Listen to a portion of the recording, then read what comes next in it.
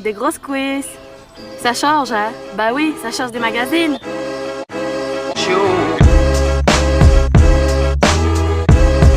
Que la force soit avec toi, à jamais.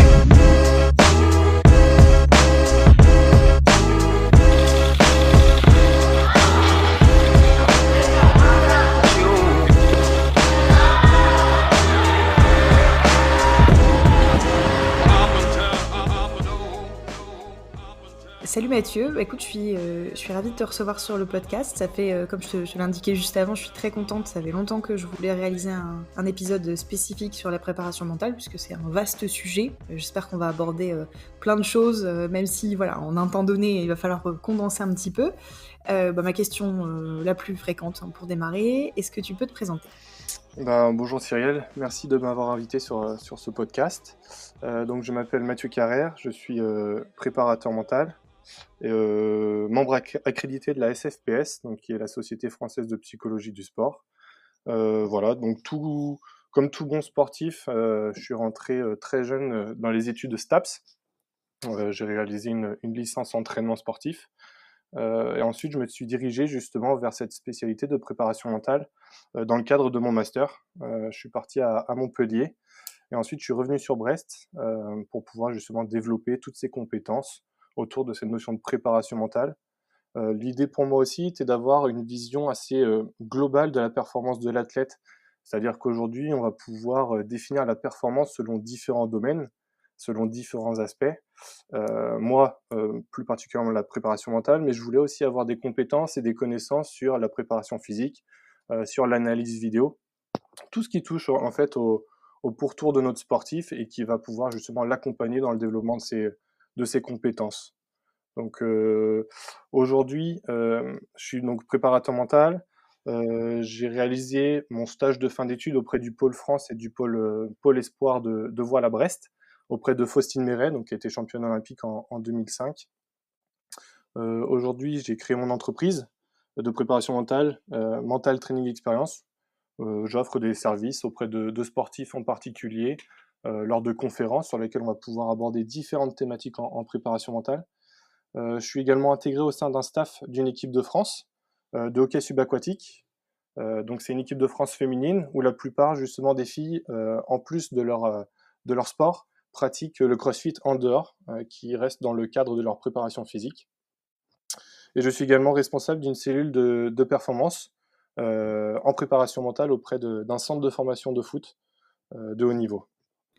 Bon, ça va, t'es bien occupé, je pense, du coup. Je suis bien occupé d'un point de vue de la préparation mentale, ouais.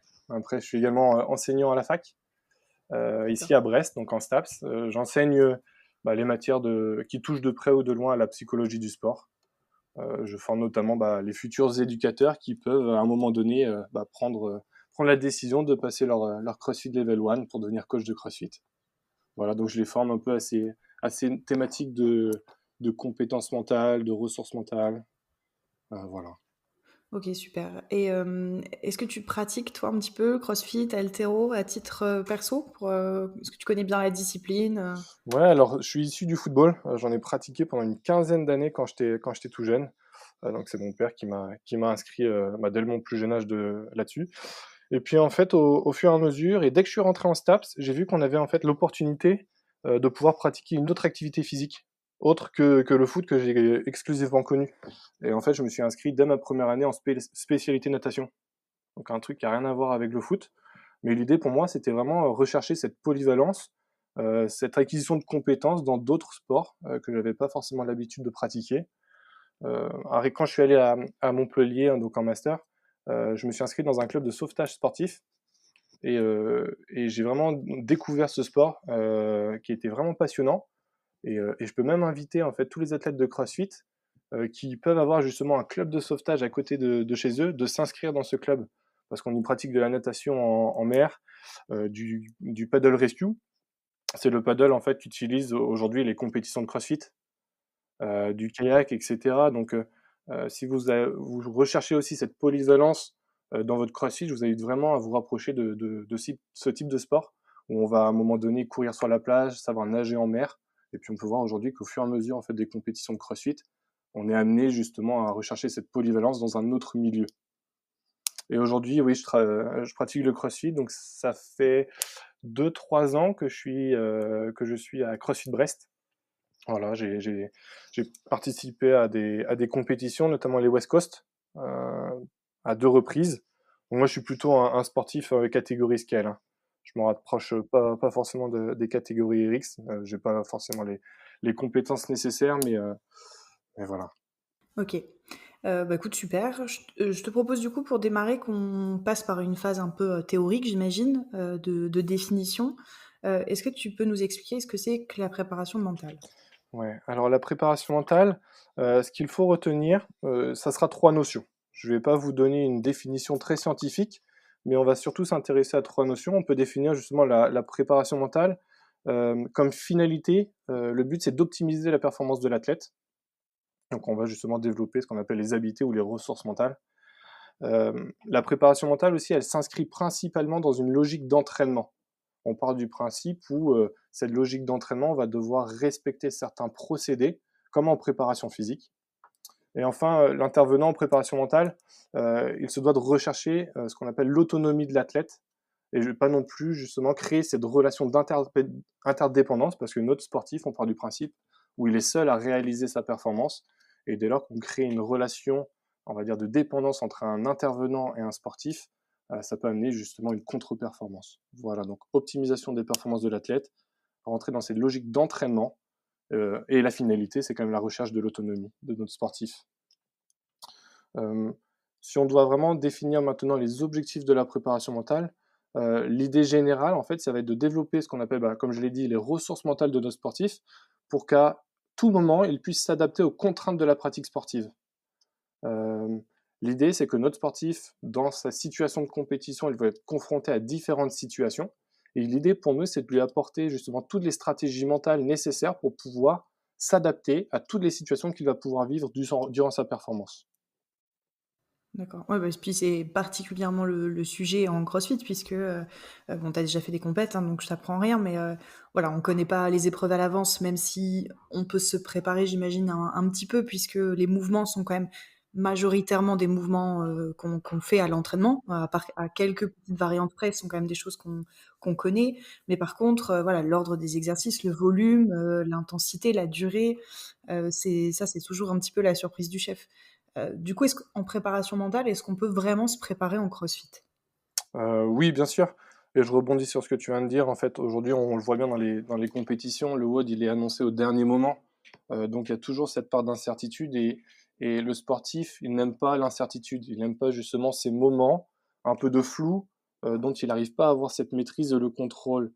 Et donc, c'est cette notion-là qu'on va essayer de travailler avec nos sportifs, de rechercher à identifier les stratégies que lui va pouvoir maîtriser et contrôler totalement pour pouvoir s'adapter au mieux en fait, à ces moments où il y a l'annonce du WOD, et derrière, qu'est-ce qu'on en fait, quoi? Quelle stratégie on va mettre en place avant et quelle stratégie on va mettre après. Et de la même manière, on va pouvoir euh, travailler ouais, toutes ces notions de stratégie. L'idée dans la préparation mentale, c'est qu'on puisse justement travailler selon deux, deux manières différentes. On a d'un côté l'accompagnement psychologique pur, où en fait on va, avec notre sportif, créer son projet, le projet scolaire, le projet sportif, le projet professionnel. Aujourd'hui, j'ai beaucoup de sportifs, par exemple, qui sont en double projet. Et donc, on va essayer justement d'optimiser et de mettre en évidence une planification. Et la deuxième chose, c'est l'entraînement mental. Et l'entraînement mental, justement, l'idée, c'est d'acquérir et de développer, que ce soit à l'entraînement ou en compétition, ses ressources mentales. Euh, des exemples que je peux te citer, hein, ça peut être justement la volonté et la capacité de notre sportif à se fixer des objectifs ambitieux, mais qui restent également réalisables. Cette capacité à notre sportif de rester concentré sur la tâche, sur ce qu'il est en train de réaliser sur le moment. Donc là, on utilisera peut-être des techniques comme la pleine conscience ou la mindfulness, qu'on va traiter un peu plus loin lors du podcast. La capacité à notre sportif à gérer le stress et l'anxiété, contrôler ses niveaux d'activation. Et au contraire, si notre sportif il est trop activé, peut-être sa capacité aussi à se relâcher, à se relaxer. Sa faculté d'adaptation et de maîtrise de soi, développer ses sens de responsabilité. Et si on travaille justement sur un sport co ou sur justement des teams en CrossFit, on va pouvoir justement L'idée, ça va être de gérer des environnements de travail et cette notion de cohésion de groupe avec des règles définies entre les membres du groupe, entre les membres de la team. OK, super. Bon, bah, je pense qu'on va voir plein de choses super intéressantes. L'idée, c'est d'aborder dans un premier temps toute la partie préparation mentale, au service des coachs. Donc, comme tu me l'as expliqué, comment est-ce que les coachs, peuvent utiliser la prépa mentale pour, aider leurs athlètes à progresser ou à résoudre X et Y problème. Tu me disais que la première chose, c'était important de comprendre et d'identifier les raisons qui poussent les gens à pratiquer du CrossFit. Est-ce que tu peux compléter un petit peu ça? Ouais, bien sûr. Donc la préparation mentale, comme tu l'as dit, hein, au service des coachs. Pourquoi? Parce que justement, c'est les coachs qui sont le plus à même, de donner des consignes, qui sont le plus souvent avec les adhérents et donc, heu, dans notre logique de préparation mentale, des fois, on va s'intéresser davantage à fournir, les techniques, à donner les techniques et les ressources mentales à nos coachs, qui vont pouvoir justement derrière les investir auprès des sportifs. L'idée justement de connaître, le public, ça va être justement d'identifier des leviers d'action. C'est-à-dire que si je suis capable de comprendre pourquoi mon sportif est motivé, qu'est-ce qui l'engage à venir pratiquer l'activité CrossFit et à adhérer à cette activité, et ben derrière, peut-être que dans mes consignes, dans le rapport, dans le relationnel que je vais avoir avec ce sportif, je vais pouvoir identifier des leviers d'action qui vont faire qu'il va favoriser encore davantage l'engagement à pratiquer. Et du coup, c'est une question peut-être, très simple, hein, mais est-ce que la préparation mentale, c'est adapté, aux je vais dire aux tout venants, c'est-à-dire vraiment aux athlètes, loisirs qui sont dans une box, voilà, pour être en bonne santé, pour rencontrer du monde, pour passer des bons moments? Ou est-ce que c'est vraiment plutôt un outil, qui vaut la peine d'être mis en place pour des gens qui font de la compétition ou qui ont des gros objectifs? Non, bah, justement, déjà, on peut mettre en évidence, comme tu l'as dit, 2 types de publics, hein, les pratiquants vraiment compétiteurs, ceux qui rentrent dans une logique de performance et les pratiquants, davantage loisirs qui, eux, justement, leur motivation est plutôt axée à la fois sur la performance parce qu'il faut quand même se déchirer en WOD, mais derrière, il y a plutôt une visée bien-être, plaisir et santé mentale, ou physique. Heu, Aujourd'hui également, les études, par exemple, elles mettent en évidence une distinction entre ces sportifs loisirs, ces sportifs compétiteurs, mais aussi justement une distinction entre les motivations entre les femmes et les hommes à pratiquer l'activité. Euh, un exemple, j'ai une étude en tête là de 2017 qui se sont intéressés justement à étudier les facteurs de motivation de 17 personnes, donc 17 crossfitters, qui ont plus de 3 mois d'expérience dans l'entraînement au crossfit. Et ils ont justement, au travers des entretiens, ils ont mis en évidence en fait 4 résultats ou 4 facteurs motivationnels. Ils mettent en évidence que les adhérents ou les pratiquants de CrossFit adhèrent à cet entraînement pour accepter et surmonter les défis. Ils mettent en évidence justement que les pratiquants euh, abordent un sentiment de pouvoir relever les défis qui accompagne l'effort physique. Ils mettent même en évidence, et justement là c'est la part des coachs, que surmonter les défis, pour eux, d'accord, mais il faut aussi que le coach s'adapte et proposer justement on va dire, différents types d'entraînement. C'est là les variables que vous pouvez proposer, les variables scale, les variables RX. Et donc en fait, on peut augmenter ce sentiment de défi à nos pratiquants en adaptant justement le contenu des WOD. De la même manière, euh, les pratiquants ils mettent en évidence une seconde valence, la valence engagement, où ils recherchent le challenge, la santé et les relations sociales. Et l'affiliation sociale, elle est hyper importante au CrossFit. Et ça, c'est un levier d'action sur lequel on doit vraiment se focaliser, puisque justement, les adhérents mettent en évidence que, OK, je viens pour ma pratique personnelle, mais derrière, je sais qu'autour de moi, il y a une certaine affiliation sociale, une certaine communauté. Et c'est pour ça que les sportifs, justement, s'engagent et adhèrent beaucoup à l'expérience CrossFit. Bah, écoute, c'est un peu la thématique du moment, hein. Je vais te parler, Covid, Ouais. même si j'espère que là, on arrive plus, vers la fin que vers le début. Mm. Il y a une double problématique selon moi. Il y a, bah, forcément, vu par l'athlète et vu par le coach. Bah, vu par l'athlète, c'est voilà, les salles sont fermées, on s'entraîne à la maison depuis quand même, bah, quasiment 5-6 mois là, sachant que c'est la deuxième vague, donc on avait déjà eu un 1er confinement, et donc un premier stop pour les athlètes de quelques mois il y a, bah, il y a 1 an. Et il y a ce même désengagement, on va dire, côté coach, puisque même si on essaie de rester motivé, de proposer des choses, bon, ben, tu vois, il y a de moins en moins de gens sur les lives, c'est compliqué. Comment est-ce que je peux faire, du coup, en tant que coach et en tant qu'athlète, quand je fais face comme ça à une situation de démotivation, quoi? Ok, ouais, carrément. Alors, ce qu'il faut comprendre dans un premier temps, et c'est là l'apport, on va dire, théorique que je vais vous faire, l'idée, c'est d'abord comprendre quels sont les facteurs motivationnels des sportifs. C'est-à-dire qu'un sportif, il peut être motivé de différentes façons, il peut mettre en évidence différentes formes de motivation. Et dans un premier temps, l'idée pour le sportif, c'est de comprendre quelles sont ses motivations actuelles et sur quel levier on va pouvoir justement axer pour pouvoir le réengager dans l'activité. Euh, et là, on va faire justement appel à ce qu'on appelle la théorie de l'autodétermination, c'est-à-dire en quoi notre sportif il est autodéterminé à pratiquer son activité. Euh, vous avez déjà enfin, vous avez déjà eu connaissance peut-être de ce qu'on appelle la motivation intrinsèque et extrinsèque. Euh, Motivation intrinsèque, comment on peut la formuler, la définir, c'est une activité qui est réalisée pour le plaisir qu'elle procure. Le sportif, il a une rétroaction directe sur le plaisir qu'il procure à pratiquer le CrossFit, par exemple. Et la motivation extrinsèque, c'est justement, je pratique l'activité CrossFit, mais pour des raisons dites instrumentales.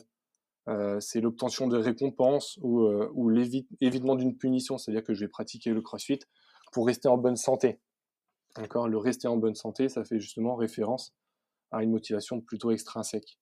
Mais pour l'idée par rapport à ce contexte Covid, c'est justement de mettre en évidence davantage une motivation saine et donc faire référence à ce qu'on appelle la motivation dite intrinsèque. Et justement, notre sportif et nos coachs doivent avoir connaissance de ces leviers d'action. La motivation intrinsèque, on va pouvoir justement la développer selon 3 axes. On parle de motivation intrinsèque aux stimulations, c'est-à-dire que notre sportif il est motivé grâce aux sensations fortes et aux émotions qu'il éprouve dans son sport et au degré d'attractivité qu'il a avec le CrossFit. La deuxième source, c'est la motivation intrinsèque à la connaissance, c'est-à-dire que notre sportif, il va éprouver du plaisir à apprendre de nouvelles choses. Et la troisième, c'est la motivation intrinsèque à l'accomplissement, dans laquelle le sportif, il a le sentiment de relever les défis. Et donc, on peut déjà identifier ici 3 leviers d'action sur lesquels notre entraîneur, notre coach, va pouvoir justement s'appuyer pour pouvoir créer à un moment donné des contenus d'entraînement appropriés qui justement permettraient de stimuler notre sportif, qui permettraient aussi que notre sportif apprenne des choses en contrepartie de sa pratique. Et l'idée, c'est de l'amener vers ce défi quotidien, voilà, avec une comparaison. De la même manière, on va pouvoir travailler sur 3 besoins. Notre sportif, il faut comprendre qu'à partir du moment où il rentre dans une salle de CrossFit, c'est qu'il a des attentes particulières et c'est que ces attentes doivent être assouvies. Donc en fait, il a 3 besoins, on va dire psychologiques, 3 besoins primaires. Le premier, c'est développer son sentiment de compétence. Il adhère, il vient au CrossFit, en WOD, pour justement développer son sentiment de compétence. Voilà, c'est en quelque sorte le sentiment d'efficacité, son sentiment de performance. Le deuxième besoin, c'est son sentiment d'autonomie. C'est-à-dire que notre sportif, il a besoin de se sentir à l'origine de ses actions. Quand vous proposez justement différentes versions, différentes variables d'un entraînement, notre sportif, on peut justement lui permettre d'être autonome parce qu'il va faire le choix d'utiliser les mouvements, d'utiliser les versions que vous lui proposez. Et de la même manière, le troisième besoin, c'est de développer ce qu'on appelle ce sentiment d'affiliation.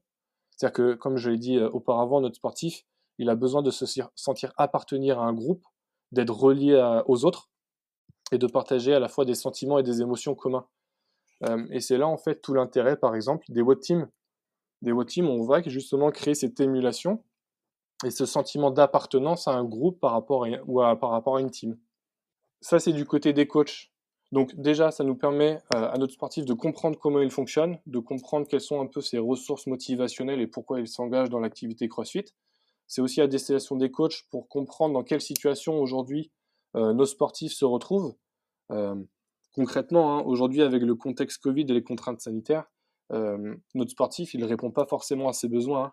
Il est plutôt dans une sorte de désengagement, de manque de motivation à pratiquer. Il réalise une pratique, on va dire, solitaire pour ceux qui n'ont pas justement la chance de pratiquer avec les autres. Donc concrètement, aujourd'hui, les 3 besoins, ils sont pas forcément assouvis et c'est pour ça que justement qu'il y a un manque de motivation de la part de nos sportifs. Donc dans l'approche des coachs par rapport à cette situation, eh ben, l'idée c'est peut-être justement de mettre à profit ce temps ou de proposer des contenus d'entraînement qui répondent aux besoins des sportifs pour pouvoir les réengager. Ça c'est un premier temps et ça c'est le côté coach. Maintenant il y a le côté aussi sportif et adhérent. L'idée aussi c'est d'être proactif, c'est-à-dire que vous ne devez pas à chaque fois être dans ce mood où vous attendez quelque chose de la part de quelqu'un. D'accord ? Il faut être vraiment proactif. Euh, L'idée dans cette situation, et pour pouvoir justement développer votre sentiment de compétence, d'autonomie, d'affiliation, d'apprendre de nouvelles choses, d'être stimulé, et ben c'est peut-être justement de pouvoir vous permettre d'expérimenter, de vous engager dans de nouvelles pratiques, dans de nouvelles choses. Euh, Par exemple, des choses que vous n'avez pas forcément eu l'habitude de pratiquer. Je pense à la course à pied. Euh, L'idée aussi, c'est peut-être de créer des groupes, d'aller pouvoir s'entraîner à l'extérieur pour maintenir quand même et consolider un peu ce partage de connaissances, cette affiliation sociale.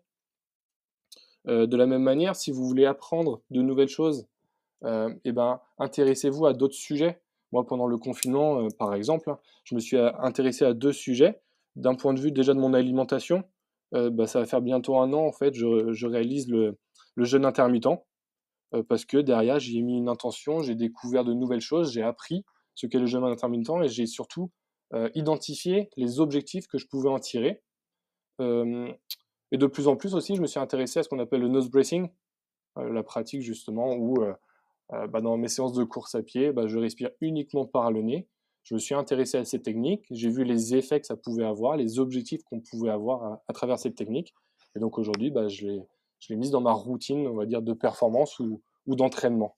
Voilà, donc intéressez-vous à des nouvelles, on va dire, pratiques, engagez-vous vers ça, soyez proactifs et non pas dans ce mood attentiste. Ok, super. Bah, écoute, je bascule sur une partie un peu plus orientée athlète, du coup. Est-ce que tu peux revenir ou nous expliquer tout simplement les différentes techniques qui existent en prépa mentale et comment elles s'utilisent, en gros, sur les athlètes? Ouais, alors déjà en préparation mentale, on va pouvoir identifier, donc avant même une technique, on va pouvoir identifier justement des ressources mentales. Le plus souvent en préparation mentale, on va identifier différents domaines ou pôles d'intervention sur lesquels on va pouvoir travailler. On a le domaine motivationnel, qui fait référence à la notion d'engagement dans sa pratique sportive. Le domaine émotionnel, qui recouvre essentiellement la problématique de la gestion des émotions avant, pendant ou après la compétition, par exemple. Le domaine cognitif qui renvoie au domaine de représentation à la gestion de l'attention et des distractions en compétition, par exemple. Et ce dernier domaine, le domaine des relationnels, qui renvoie aux relations entre le sportif et son entourage, entre ses partenaires, entre le coach. Voilà, c'est ce qu'on appelle également des habiletés dites organisationnelles. Et donc, à travers ces différents domaines, on va pouvoir identifier en effet différentes techniques. Donc, ces techniques, elles sont de différents ordres, hein. On va pouvoir identifier les techniques d'imagerie mentale, les techniques de relaxation, techniques de fixation de but, techniques de pleine conscience. Il en existe tout un tas de techniques, mais qui en fait on va pouvoir utiliser une technique en fait en fonction d'un moment de la compétition. C'est-à-dire qu'on va pouvoir identifier 3 temps dans une compétition. Le avant compétition, ce avant compétition, on va pouvoir le définir quelques mois avant la compète, quelques jours, ou ce moment juste avant le WOD, à l'annonce du WOD, qu'est-ce qu'on fait? On va pouvoir identifier le pendant le WOD, quelles sont les techniques qu'on va pouvoir mettre en place pendant le WOD, et après, une fois que ce WOD est terminé, une fois que la compétition est terminée, ou entre deux WOD, quelles sont justement les stratégies qu'on va pouvoir aborder après. Voilà comment je peux te formuler. On peut utiliser ces 3 temps en fait pour identifier des techniques. Est-ce qu'en tant qu'athlète, je peux auto-faire de la prépa mentale? Oui, bien sûr. Oui, oui. Si on est par exemple sur ce domaine avant compétition. Avant compétition, c'est quelques mois, quelques jours ou juste avant le WOD. Déjà, on va pouvoir utiliser une technique qui est de savoir planifier sa fixation d'objectifs. L'idée, c'est d'avoir une représentation mentale du niveau de performance que je vais accomplir lors d'une compétition, par exemple. Euh, Les études ont montré justement que la planification d'objectifs avait plusieurs objectifs justement. Elles orientent et vont diriger l'attention de notre sportif en cours de performance, et elles vont à la fois aussi mobiliser les efforts et augmenter la persévérance à accomplir cet objectif. Concrètement, comment vous pouvez vous fixer un objectif avant un entraînement ou avant une compétition? L'idée, ça va être de respecter 3 temps dans cette planification d'objectifs. La première étape, ça va être la phase de renseignement des objectifs. Concrètement, quelles sont mes envies, quels sont mes souhaits ou mes objectifs à accomplir? Donc là, je peux vous proposer justement un petit temps où vous allez pouvoir les noter. Une fois que vous avez noté l'ensemble de ces objectifs, il va falloir justement répondre à ce deuxième temps qui est la phase de planification et d'organisation des objectifs. Tous les objectifs que vous venez de rédiger, vous allez devoir les planifier dans le temps. On va pouvoir utiliser justement 3 temps, le court, le moyen et le long terme. Et le troisième temps, et qui est un des plus importants dans cette phase de fixation d'objectifs, c'est cette phase de contrôle. C'est-à-dire que, ok, j'ai fixé des objectifs, je les ai planifiés dans le temps, mais derrière, je dois être en capacité de contrôler l'atteinte ou non de ces objectifs pour pouvoir, à un moment donné, revenir dessus. Pour pouvoir apprendre à se fixer des objectifs, vous devez également vérifier certains principes pour pouvoir justement ne pas rentrer dans une fausse fixation d'objectifs. Le premier principe, c'est justement d'identifier des buts spécifiques, mesurables et temporels. J'ai déjà entendu justement un podcast que tu as déjà réalisé sur cette notion de fixation d'objectifs. Donc j'invite vraiment les personnes et les crossfitters à aller se renseigner et à aller écouter ce podcast. Effectivement, c'est un épisode qu'on avait fait avec Raph de l'atelier Fit, puisque c'était, alors à notre niveau de compétence, disons la méthode la plus simple et qui demandait, parce que forcément, entre guillemets, pour nous, c'est facile à dire, comme on est coach tous les deux, bon, bah, ça nous semble facile. L'idée, c'est de se dire, bon, bah voilà, tu vois, moi, demain, je fais tes petites compètes, même loisirs, tu vois, tout en sachant très bien que j'irai pas aux Games. Comment est-ce que je peux faire pour faire cette démarche tout seul, parce que y a beaucoup de gens qui s'entraînent dans des box, qui ont des coachs, mais les coachs n'ont pas forcément cette casquette prépa mentale, et ils n'ont pas forcément non plus le temps de prendre une demi-heure, 1 heure, voire plus avec chaque athlète pour l'aider à définir ses objectifs. Donc en gros, comment je fais à mon niveau pour pouvoir commencer à me challenger un petit peu, même si c'est pas sur de la compétition, juste sur, par exemple, je sais pas, faire mon premier muscle-up, mais voilà, comment je me fixe ces objectifs-là, quoi. Ouais. Alors déjà, on va pouvoir identifier 3 types d'objectifs. On va pouvoir identifier un objectif dit de processus, un objectif dit de performance et un objectif dit de résultat. Il va être intéressant, justement, les études ont par exemple montré qu'il est intéressant pour un sportif, donc que ce soit compétiteur ou loisir, de travailler et d'avoir justement une coordination de ces 3 types d'objectifs. L'idée, par exemple, si on doit définir ces trois objectifs très rapidement, hein, l'objectif de processus, c'est davantage justement des buts ou des objectifs qui sont centrés sur des comportements spécifiques à adopter lors de la pratique. L'idée, justement, c'est d'amener le sportif à focaliser son attention sur la manière de faire, plutôt que sur le résultat. Est-ce que tu peux nous donner des exemples en même temps, par exemple, rattachés au CrossFit, pour qu'on puisse se projeter un petit peu sur ce à quoi ça correspondrait? Ouais, bien sûr. Par exemple, si mon objectif de résultat, c'est de réaliser, on va dire, 100 double unders unbroken. D'accord? On part du principe où notre sportif, il ne maîtrise pas forcément encore les double unders, mais il s'est fixé que dans 6 mois, il doit réaliser 100 DU unbroken. Ok, donc ça c'est mon objectif de résultat, c'est la performance que je souhaite accomplir, la finalité de mon action.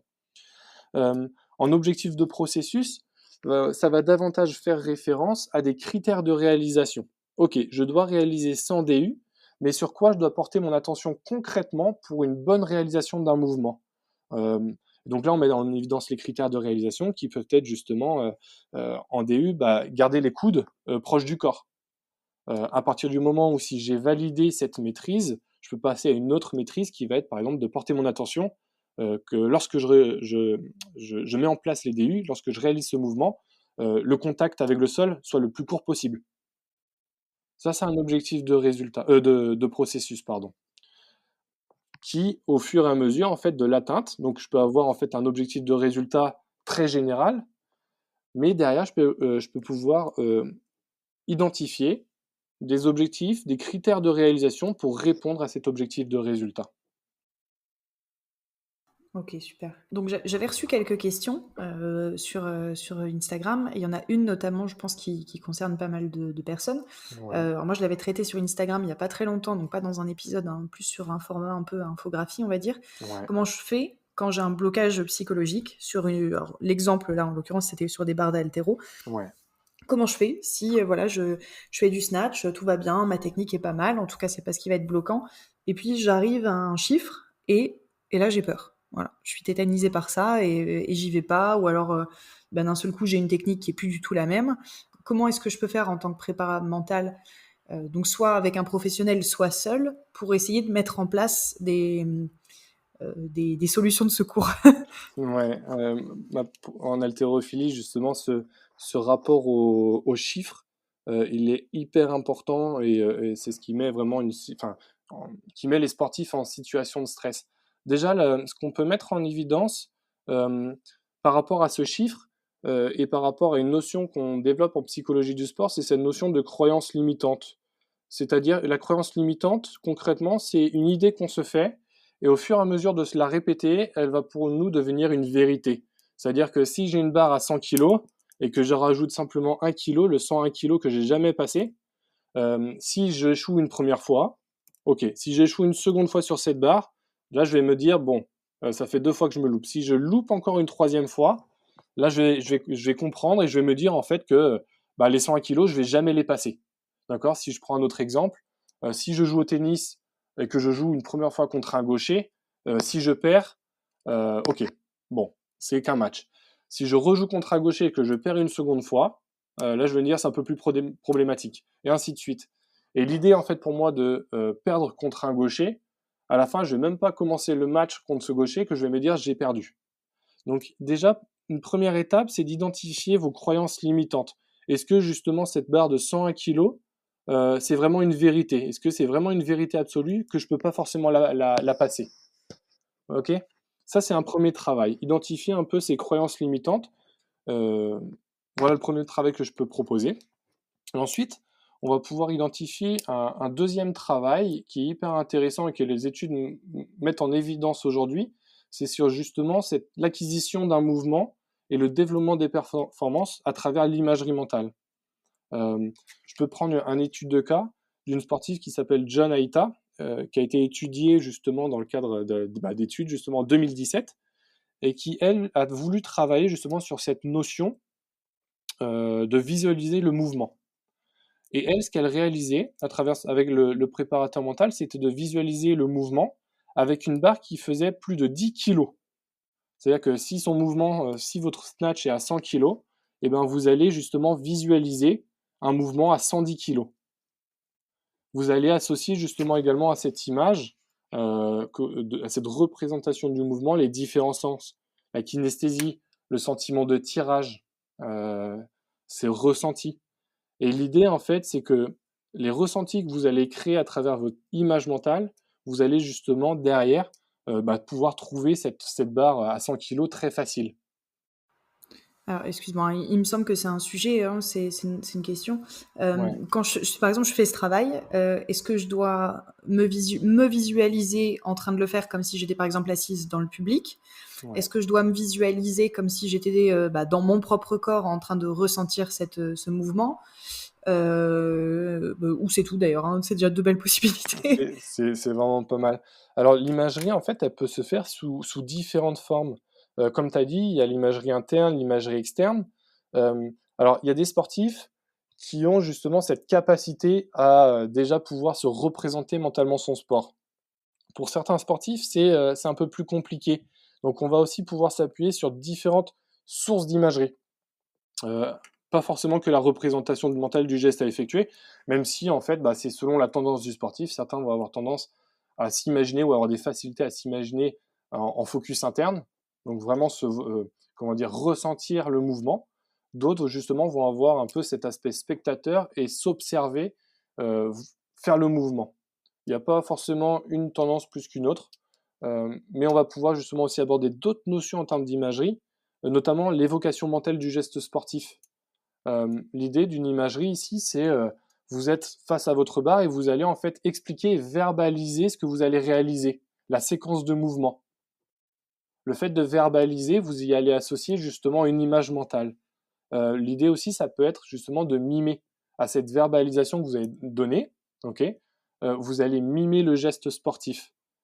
Vous pouvez également, à travers l'imagerie mentale, observer une action motrice réalisée par quelqu'un d'autre. C'est là justement tout l'intérêt, par exemple, de la vidéo. Se filmer ou observer quelqu'un permettrait de la même manière d'alimenter la production et les entrées, on va dire, somatosensorielles qui accompagnent cette production et l'action et le mouvement réalisé. Oui, c'est pour ça, par exemple, je sais pas, quand tu apprends dans un club d'haltéro, par exemple, ou même dans le crossfit, hein, d'ailleurs, c'est un bon exemple aussi.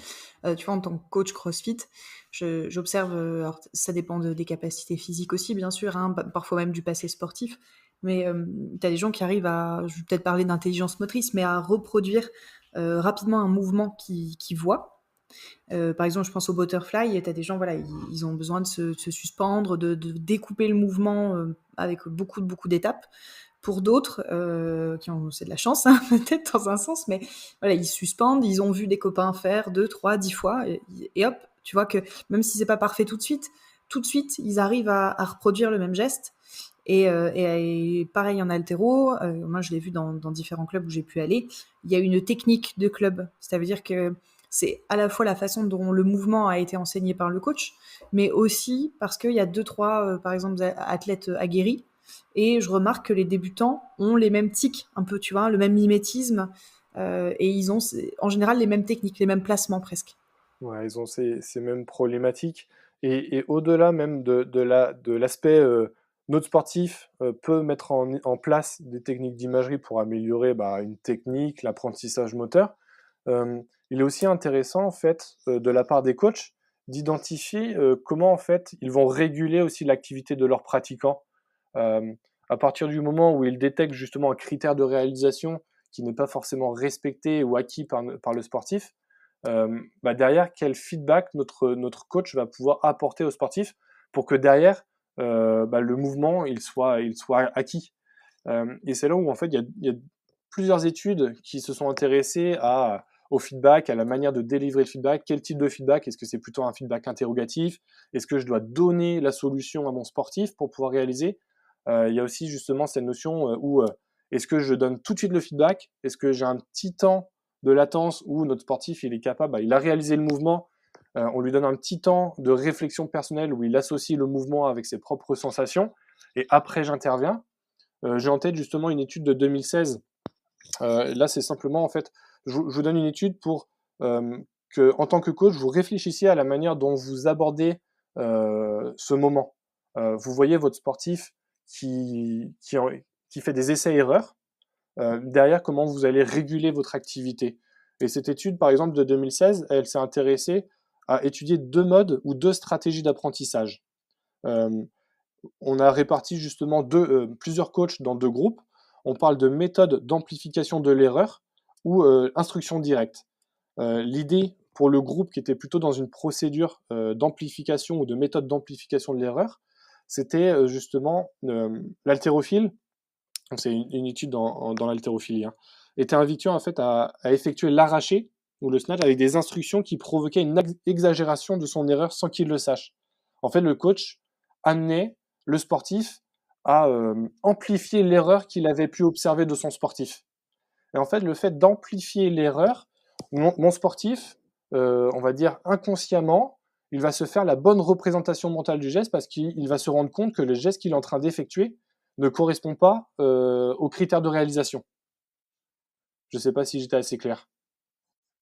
J'amplifie le critère de réalisation ou le critère de réalisation qui n'est pas encore acquis pour que mon sportif, intrinsèquement, il puisse faire la part des choses entre ce que je suis en train de faire, c'est pas bon.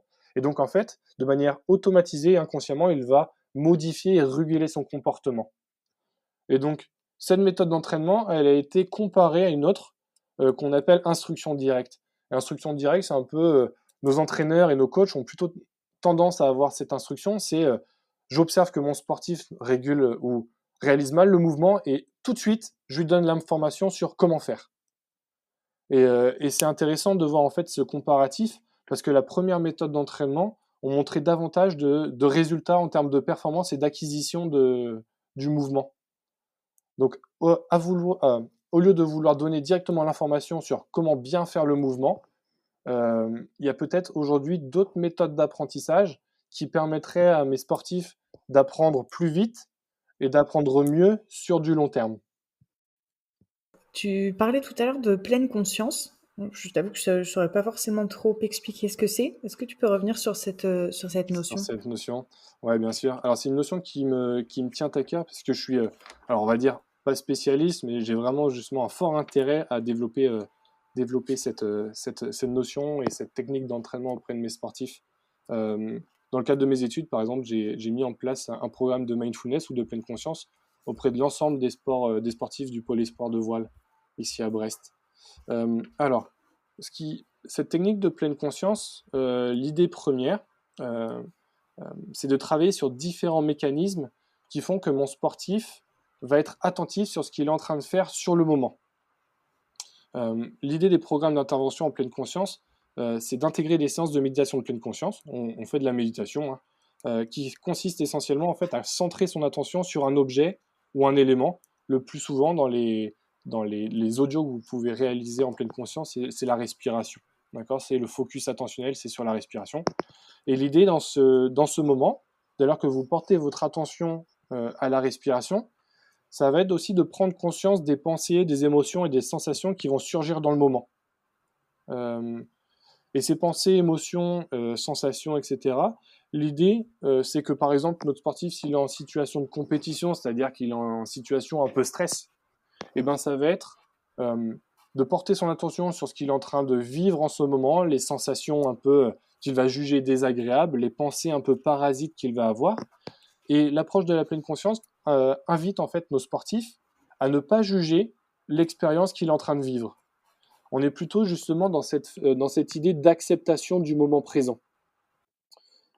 Si notre sportif il est dans cette tendance où il va juger ce qu'il est en train de vivre, si je juge justement que, donc par exemple, hein, ma fréquence cardiaque ou ma fréquence respiratoire elle augmente, si je juge ces sensations comme négatives, désagréables, et ben derrière je vais y associer des comportements typiques ou des stratégies, on va dire, dysfonctionnelles.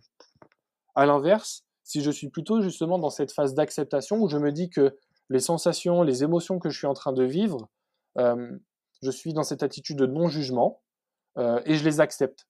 Je les observe, mais je me dis que c'est transitoire. C'est simplement une situation qui va venir à moi, mais qui va surtout repartir aussi vite qu'elle est venue.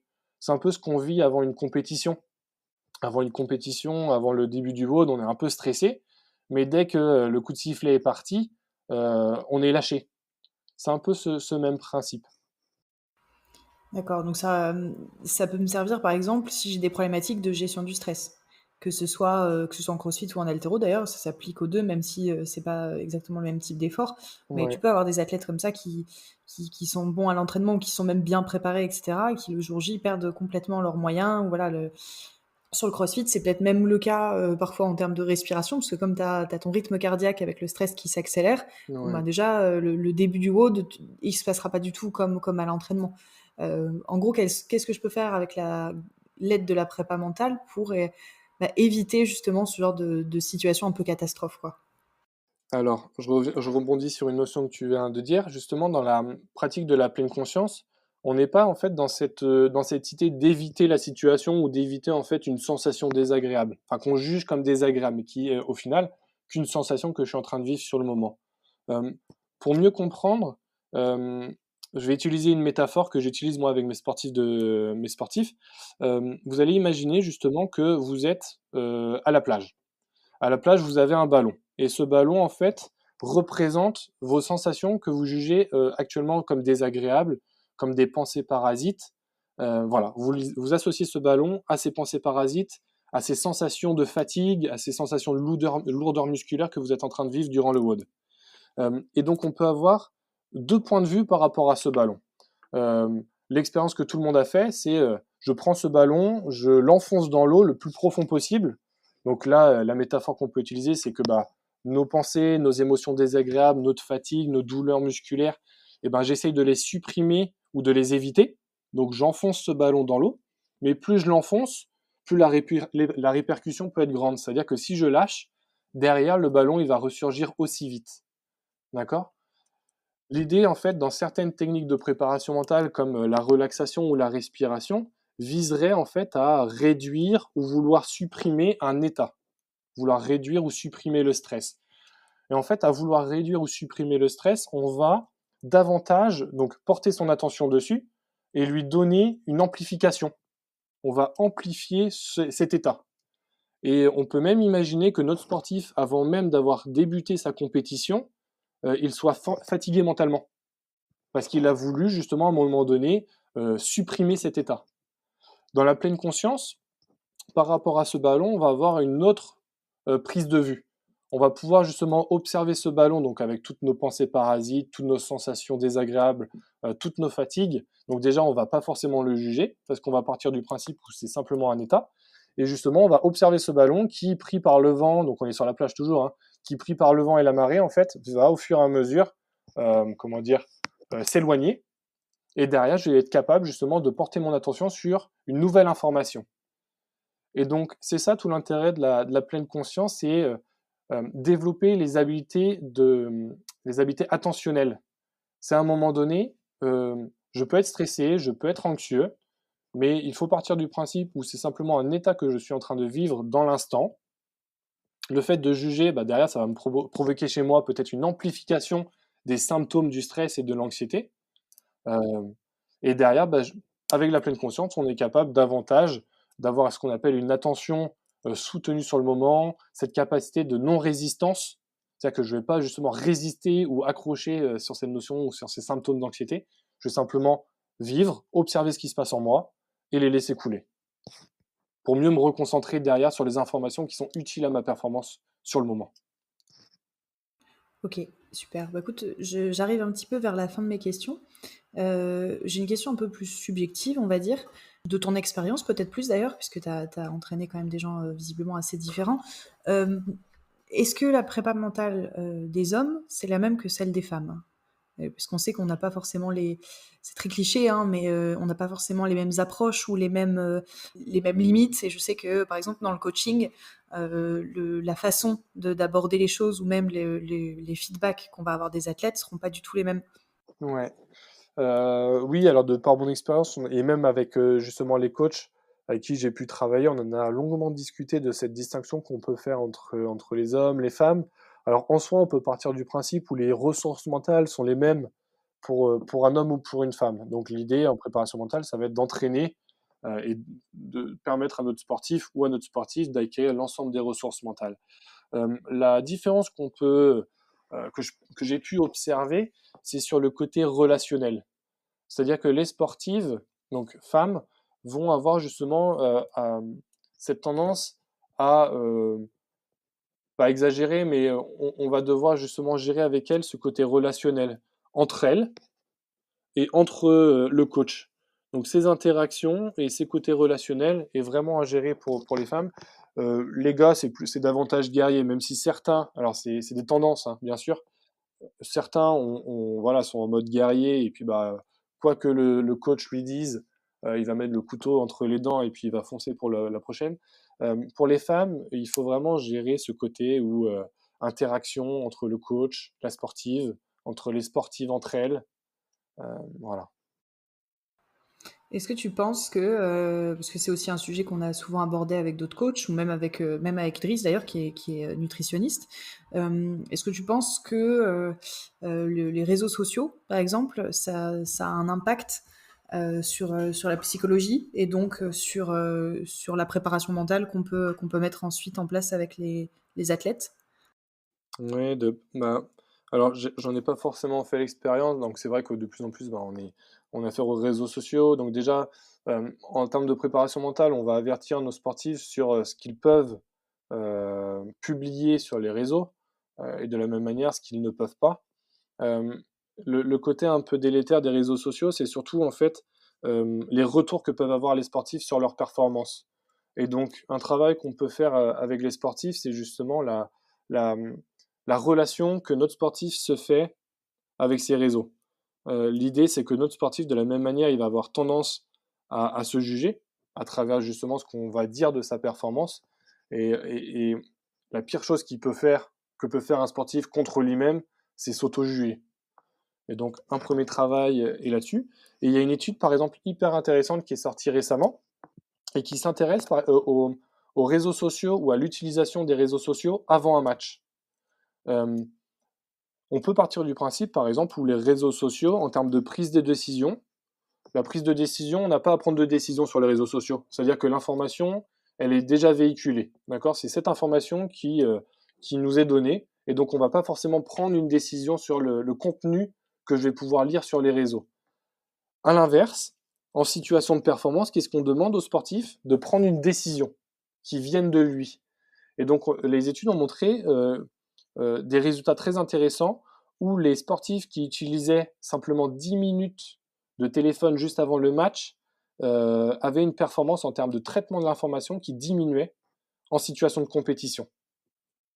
Bah, forcément, ça veut dire que moi, quand je suis en match d'haltéro ou quand je suis en compète de crossfit, déjà, j'ai pas mon téléphone sur moi avant mon passage. Ouais. Ça vaut aussi à l'entraînement, j'imagine. Alors, moi, en tant que coach, je trouve que c'est logique. Ouais. Mais tu vois, par exemple, alors ça, c'est plutôt en haltéro plutôt qu'en crossfit. Parce qu'en crossfit, tu viens, tu fais un cours ou tu fais un WOD. Oui. Quoique, ça peut, pour ceux qui s'entraînent en free access, ça peut être le cas. En haltérophilie, on attend entre les séries, puisqu'on récupère nerveusement. Ouais. Et donc, t'as vite tendance, tu vois, à t'asseoir, à prendre ton téléphone et à scroller un petit peu. Ouais. Donc, ce serait négatif potentiellement. Enfin, Alors, sur le mental, j'entends. dans le cadre de l'haltéro, pas forcément, parce que la prise de décision, elle a comment dire, elle a très peu d'importance. La prise de décision ici, au niveau des réseaux sociaux, c'est davantage pour un sport à habité ouverte où il y a la présence d'incertitude et à un moment donné, notre sportif, il doit prendre une décision entre plusieurs variables. En haltéro, la variable, ça reste la même, d'accord? C'est une performance unique. Euh, Par contre, on va pouvoir utiliser différentes techniques pour pouvoir justement aborder cette notion d'haltéro, de préparation d'haltéro. Et là, par exemple, il y a une étude réalisée en 2019 auprès de champions olympiques grecs. Et en fait, ils se sont intéressés à deux choses, à la fois aux techniques mentales que mettaient en place les sportifs, donc ces sportifs olympiques, et les compétences mentales. En termes de technique mentale, ce qu'il faudrait retenir pour ceux qui souhaitent justement développer leurs ressources mentales, avoir cette approche de préparation mentale et d'optimisation de leur performance en situation de compétition, les sept techniques mentales qui ont été justement évoquées à travers ces champions olympiques, c'est justement cette notion de sentiment d'auto-efficacité. L'idée, c'est que ces sportifs ont mis en évidence que pour pouvoir réaliser une grosse barre en situation de compétition, ils se mettaient dans une situation d'auto-efficacité où ils allaient justement augmenter leur estime de soi et leur confiance en soi par des petites barres au préalable. Donc ces petites barres, ça peut être justement à l'échauffement, ou ça peut être juste avant la première barre de la compétition. L'idée, vraiment, c'est de pouvoir être sûr de la réussir pour pouvoir engager le maximum de confiance. L'idée derrière, c'est ce qu'ils ont mis également en évidence, et quand on parlait de fixation d'objectifs, c'est là que c'est hyper intéressant, c'est de mettre en évidence ici une compétition contre soi-même. Les sportifs, justement, mentionnaient le fait de ne pas forcément porter leur attention sur des objectifs concernant leur classement, mais davantage avoir leurs propres objectifs concernant leur propre performance à eux-mêmes. Et donc là, ça rejoint un peu notre thématique fixation d'objectifs sur, au lieu de vouloir me fixer des objectifs de résultats, il est davantage peut-être nécessaire de se fixer à la fois des objectifs plutôt individuels et des objectifs plutôt de maîtrise. Oui, puis pour le coup, dans ces deux sports-là, ça devient très subjectif. Parce que par exemple, en haltéro, si mon objectif c'est. En crossfit, pardon.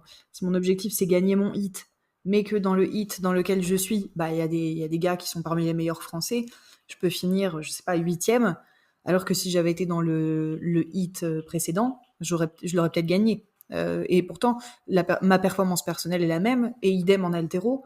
En haltéro, je peux battre mon record à l'arraché et à l'épaule jetée en match, et ne pas gagner la compétition. Donc effectivement, je vois bien l'idée. Et pour rebondir là-dessus, il y a une partie qui est hyper intéressante à travailler en préparation mentale et à l'approche, enfin pas à l'approche, mais justement, mais après le WOD, après une compétition. C'est la notion en fait qu'on appelle d'attribution causale, c'est-à-dire que je viens de réaliser une performance, soit une performance positive, négative, une situation de contre-performance par exemple, euh, mais comment j'attribue les causes de cette réussite ou de cette défaite.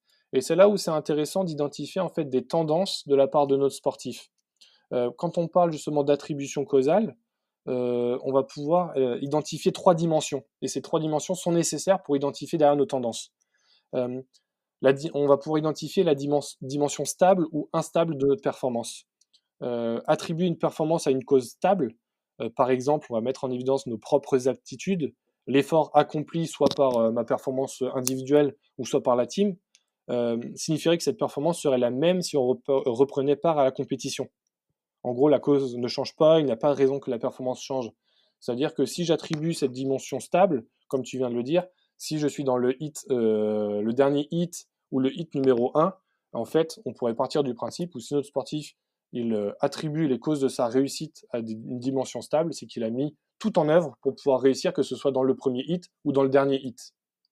À l'inverse, notre sportif aussi peut avoir tendance à attribuer les causes de sa performance ou de sa contre-performance à des causes instables.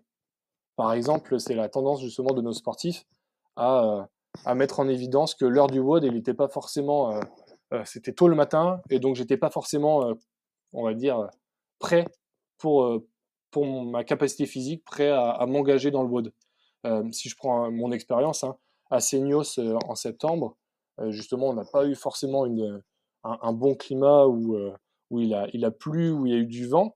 Et ben si j'attribue les causes de ma contre-performance à ces éléments, c'est davantage des éléments instables. Et donc, du coup, on peut repérer donc différentes tendances. Nos sportifs qui sont dans une tendance contre-performance, donc on imagine, on a tous vécu ça, des sportifs qui gueulent auprès de l'arbitre, qui sont pas d'accord auprès de nos reps, etc. La tendance des sportifs qui sont dans une situation de contre-performance, c'est de mettre en évidence des causes, on va dire, instables et externes à eux. Alors que nos sportifs qui sont plutôt, qui ont mis en place tout ce qu'il fallait pour être engagés dans le WOD, qui sont en situation de performance, ils vont davantage justement avoir tendance à porter les causes de leur réussite à des éléments internes et des éléments stables. Donc c'est hyper intéressant d'identifier les tendances de nos sportifs à réagir à ces situations, à ces compétitions, pour les réorienter derrière en termes de préparation mentale. Ok, il me reste une dernière question pour terminer ça.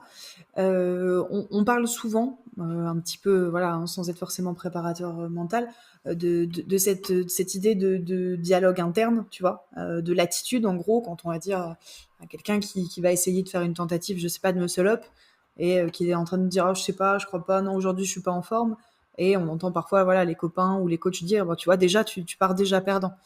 Euh, pour toi, donc, c'est quoi les bonnes pratiques et est-ce que ça sert vraiment à quelque chose? Comment je peux me rendre service, en fait, en essayant d'adopter ce genre de dialogue interne positif? Ouais, alors là, tu mets justement une ressource mentale à développer chez nos sportifs ou une compétence mentale qui devrait être développée. Donc, c'est justement cette notion de discours interne. Discours interne, c'est un peu la petite voix qu'on a à l'intérieur de sa tête, là, et qui nous fait dire certaines choses. Sauf que ce discours interne, c'est une justement des conséquences derrière de certains comportements un peu défavorables pour la performance. Euh, un exemple concret, hein, si imaginez-vous en situation de WOD, au fur et à mesure, il y a la fatigue qui apparaît. Cette fatigue, au fur et à mesure du WOD aussi, elle s'amplifie. Et derrière, rappelez-vous justement cette situation et qu'est-ce que vous vous dites à ce moment-là. Et en fait, dans ce discours interne, on va pouvoir identifier 2 types de discours. Et c'est là aussi où j'amène les sportifs qui nous écoutent à identifier quel discours serait le plus fonctionnel et à quel moment. On va pouvoir identifier des discours internes, on va dire motivationnels. C'est-à-dire que je vais pouvoir me parler, je vais pouvoir me dire des mots, des phrases, mais qui vont favoriser justement cette dimension motivation et engagement. Il y a ce discours interne aussi, ou cette dimension du discours interne à viser instruction. C'est-à-dire que dans un WOD, par rapport à une barre, etc., je vais plutôt me dire des mots qui font référence à un critère de réalisation. Fais attention à tes genoux, etc. Et il y a une étude qui a été réalisée par exemple en 2017 et qui s'est intéressé à étudier la cinématique du squat et les deux types de discours que je viens de vous énoncer.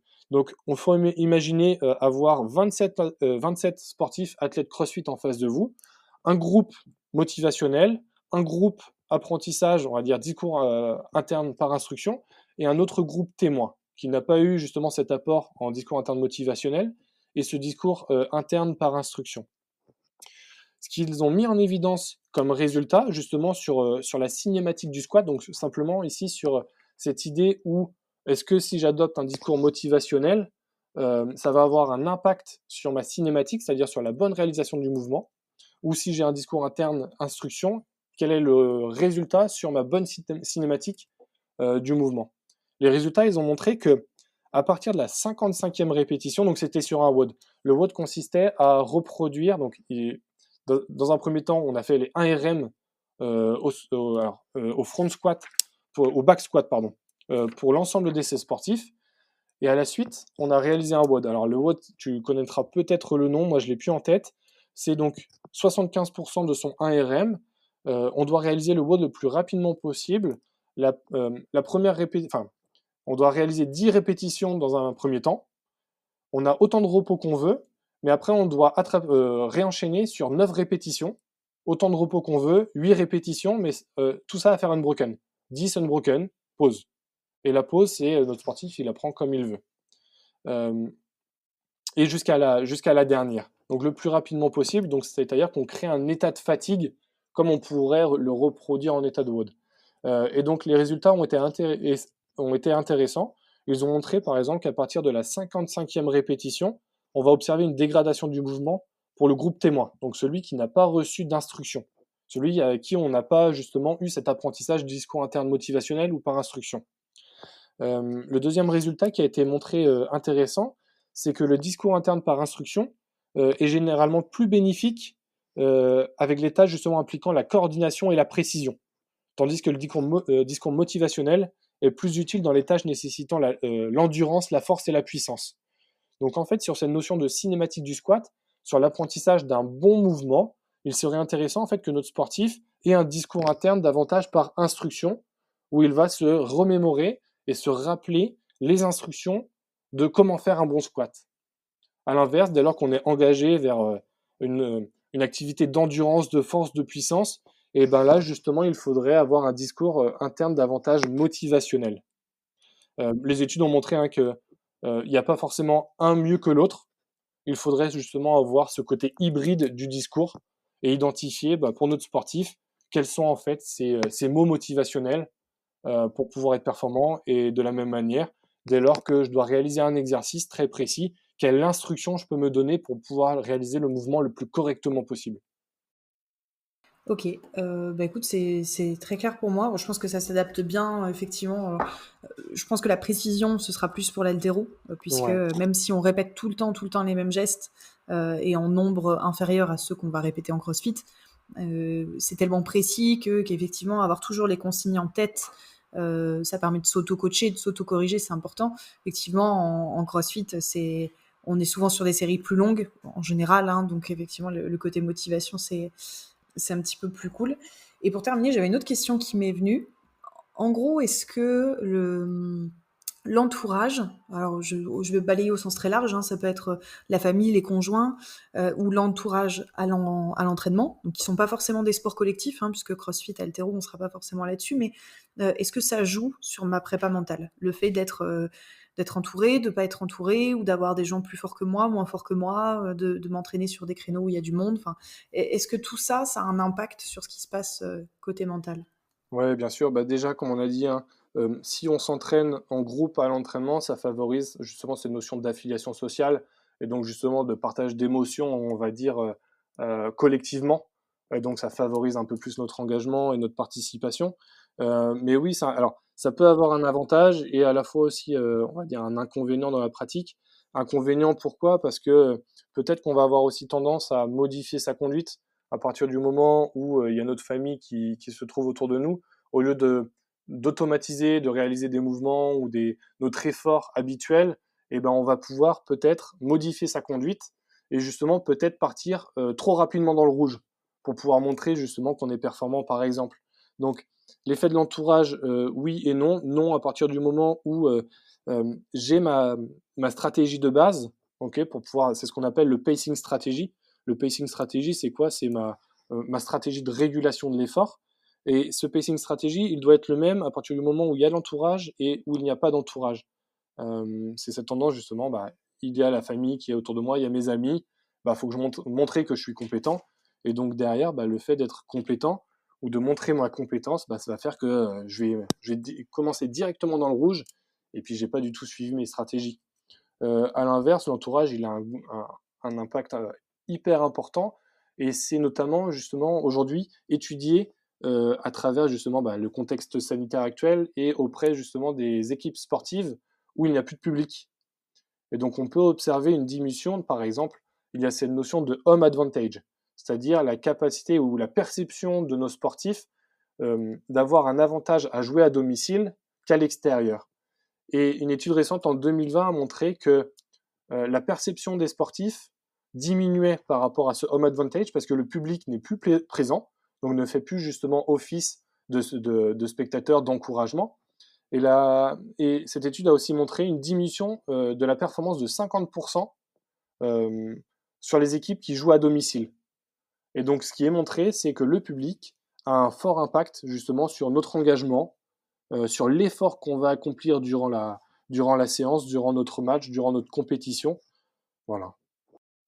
Ouais, donc pareil à l'entraînement, quelque part, par exemple, si demain je dois faire un RM à l'entraînement, mieux vaut que je choisisse un créneau où je sais que j'ai des partenaires d'entraînement ou simplement d'autres personnes présentes, puisque ça joue sur ma performance, en fait. Alors, oui et non, parce que aussi on peut avoir cette tendance où notre sportif va avoir tendance aussi à se sentir jugé et évalué. Et donc, au lieu de percevoir cette situation comme motivante et engageante, il va plutôt justement la percevoir comme une situation où il va être jugé et évalué. Et c'est là, en fait, aussi où je rejoins ta question précédente sur la différence entre les hommes et les femmes concernant justement cette notion de performance. Il y a une étude très récente qui a été menée et qui a mis en évidence justement que les femmes avaient plutôt cette tendance à vouloir éviter de montrer leur incompétence sur une maîtrise d'une technique. Alors que les hommes vont plutôt avoir cette dimension approche de la performance et montrer leurs compétences. Et donc, tout dépend en fait, et c'est là l'intérêt des coachs aussi, d'évaluer ou d'identifier la personnalité d'un ou d'une sportive et d'avoir connaissance que ok, les femmes ont plutôt tendance, donc c'est encore une tendance, ont tendance à vouloir éviter les situations où elles doivent montrer leur incompétence. Ouais, je suis pas étonnée. Pareil, on en avait déjà parlé sur un podcast Ouais. alors ça se traduisait un peu autrement, ça se traduisait plus par le fait que les femmes sont plus des techniciennes en haltéro, dans le Ouais. sens où elles vont plus avoir cherché vraiment la maîtrise du geste et le geste parfait. Ouais. Alors que les mecs auront plutôt tendance, pareil, on reste un peu dans le cliché, c'est pas une généralité, à avoir un geste qui se dégrade techniquement, mais à aller chercher des barres lourdes beaucoup plus facilement. Je le vulgarise en disant un peu l'ego, quoi, mais tu vois, ça se fait vraiment différemment psychologiquement. Après, il y a toutes sortes d'athlètes, évidemment. Écoute, c'est bon pour moi. Je pense que j'ai fait le tour des questions. Est-ce que y a des notions qu'on aurait oubliées ou des choses que tu voudrais ajouter? Non, pour moi, on a vu le tour. S'il y aurait une notion, je pense que, et c'est là où je vais engager en fait les athlètes de CrossFit aussi à la développer, c'est cette notion de métaboréflexe. Et justement, le facteur Covid va avoir un impact dessus sur justement le fait qu'aujourd'hui, on ne pratique plus forcément d'activité aussi soutenue qu'on le faisait avant. Et en fait, nos muscles de la respiration, de la même manière qu'un muscle, les muscles des quadriceps, les ischios ne sont plus forcément non plus entraînés, le métaboréflexe, il met en évidence justement la capacité ou la balance respiratoire entre les demandes ventilatoires et les capacités des muscles respiratoires. Métaboréflexe, c'est quoi? C'est qu'en situation de compétition et en situation de WOD, il y a une demande ventilatoire qui est énorme.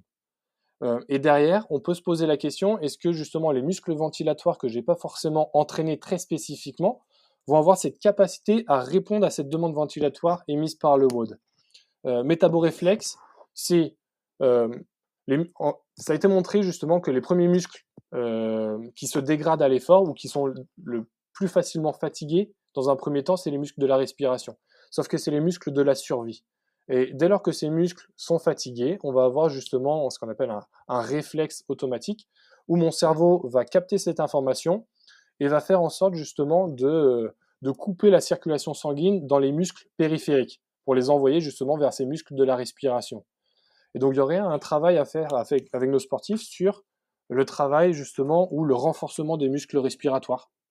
Justement, et là je peux mettre en évidence différents exercices. Il suffirait par exemple que nos sportifs utilisent une paille, okay, et que dans cette paille en fait ils forcent leur respiration, que ce soit l'inspiration ou l'expiration. Et donc on va favoriser ce renforcement musculaire. Donc ça c'est des choses sur lesquelles en fait la préparation mentale, on voit qu'on va pouvoir travailler une technique, la respiration, mais cette technique de respiration va aussi agir sur un autre mécanisme, un autre phénomène davantage physiologique. D'accord, super intéressant, c'est des bonnes pistes de réflexion. Exactement, c'est pour ça que je vous lance pour aller plus loin vers ça. Super. Bah écoute, merci beaucoup. Merci pour ton temps. Je suis contente de t'avoir reçu. Bon, c'est des sujets un petit peu plus pointus qui nécessitent toujours d'avoir beaucoup d'exemples, hein, puisqu'effectivement, il y a tellement de mouvements en CrossFit ou tellement de situations particulières. Puis comme tu le disais, chaque athlète est très différent, donc les problématiques psychologiques, entre guillemets, sont pas les mêmes d'une personne à l'autre, même si on fait exactement le même effort et la même activité au même moment. Donc voilà, super cool. Merci beaucoup. Et ben avec plaisir. Allez, je glisse. C'était très bien. C'était très bien.